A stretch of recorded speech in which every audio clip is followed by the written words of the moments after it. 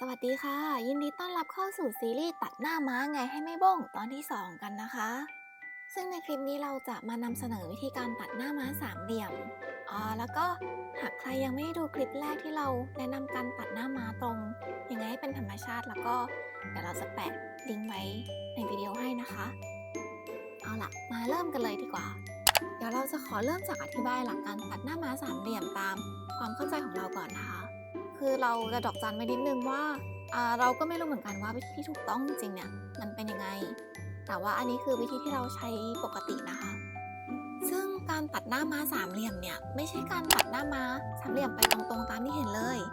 แต่จะเป็นการซอยวิกให้วางลงในแต่ละชั้น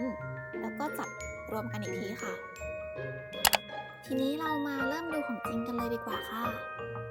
เริ่มแรกเราก็จะจับช่อนะคะแล้วก็แบ่งเป็นส่วนๆตามที่ต้องการหลังจากนั้นก็แบ่งผมเป็นเลเยอร์แล้วก็ค่อยๆใช้มีดซอยจากล่างสุดแล้วก็ทำแบบเดิมกับเลเยอร์ต่อๆไปจนครบ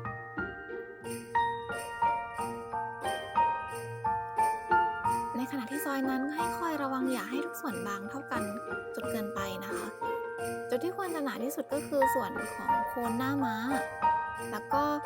รองลงมาก็คือตรงกลางหน้าม้าแล้วก็ส่วนปลายจะเป็นจุดที่บางที่สุดเพราะว่าเราต้องการจะจับผมมารวมกันให้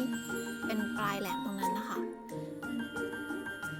หากตรงจุดไหนที่รู้สึกว่าใช้มีดซอยยากก็ใช้กรรไกรตั้งฉากแล้วก็เล็มๆเอาได้นะคะ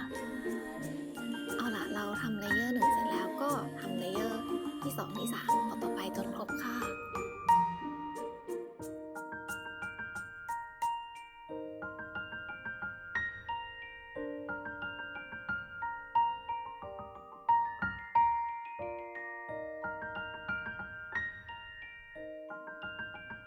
พอเสร็จแล้วเราก็จะเริ่มจับช่อนะคะแล้วก็ใช้สเปรย์เซตตามเป็นทรงที่ต้องการได้เลยค่ะ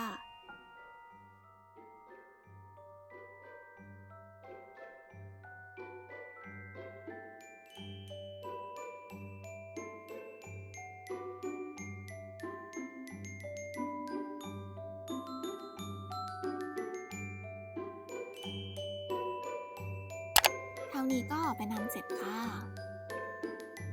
ถ้าชอบคลิปนี้ยังไงก็รบกวนฝากกดไลค์กด Subscribe ไปด้วยนะคะหรือว่าถ้ามีคำถามอะไรเพิ่มเติมก็สามารถทิ้งคอมเมนต์ไว้ข้างล่างได้เลยค่ะขอบคุณค่ะ